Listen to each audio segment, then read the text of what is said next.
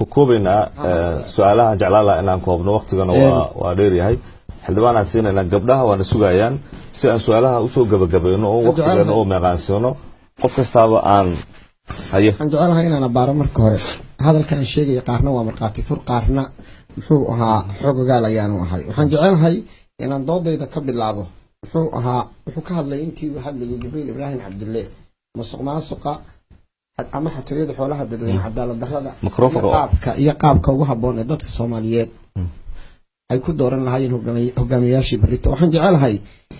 إن هذا الكيجا كهر مريو حدي هجامياشي الدولة يجوا أي قيب كيهين مسق ماسقة في جرة الصومالية عالم كنا ياركن أنا قلنا عن كم رقاتي فرينه الحوينات جمهورية الصومالية حسن الشيخ محمود لبدي يكون يصدق كمان كيوحي من مقالة لندن يكون نوشاقي إن شركة بيكوس كورنتاد جرينيسا مقالة المقدشو اسمها وسيين عيتاي اسمه محوها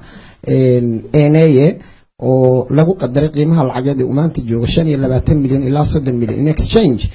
كورنتاد ugu qaalisan adduunka laga isticmaalo maanta magaalada Muqdisho laga isticmaala maxaa loogu bedelay iyadoo aan wax tartan aan la gelin arintaas iyada waxaan jecelahay qodobka labaad ka dhigo hadii xafiiska xisaabiyaha guud ee dawladda 83 shaqaale ay ka shaqeeyaan 38 kamid ahna ay qaraabadiisa yihiin cadaaladda xagee taala hadii wasaaradda arrimaha amniga ama wasaaradda amniga 160 shaqaalaha ay ka shaqeeyaan 140 kamid ay qoys kaliya ka soo jeedaan xagee cadaaladda lagu arkaya qodobka kale ee aan jecelahay inaan hadalkayga ku darsado wuxuu yahay qodobka kale aan ku soo gabagabeynayo waxay tahay Soomaalidu wali waa isaysaa hanaanka ugu haboon ee looga gudbi karo annagu waxaan marqaatiye ka ahayn 10kii bishii September 2012 saddexdeena waxaan wada joognay magaalada Muqdisho maalintii la doortay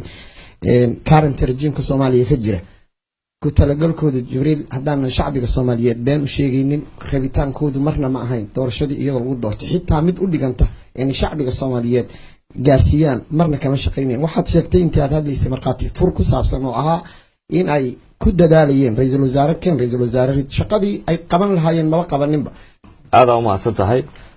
su'aalaha waa in sii doonaa laakiin jawaabaha aruurinayna arin yar oo dib u sixida inta aan xoogaa loo ahay shirkadda Beeka la yiraahdo hal sano ka hor ay dhisantay marka sidaa daraadeed su'aashaas cadeynteeda ma lahayo waxaan rajeynayaa in Xasan Sheekh Maxamuud markuu halka yimid 2013 inaan dooda halkan uu ka soo qayb galay wax Beeka la yiraahdo kama soo qayb galin wax su'aalaha kuma saabsana marka sidaa daraadeed aniga xoogaa waxaan u ahay in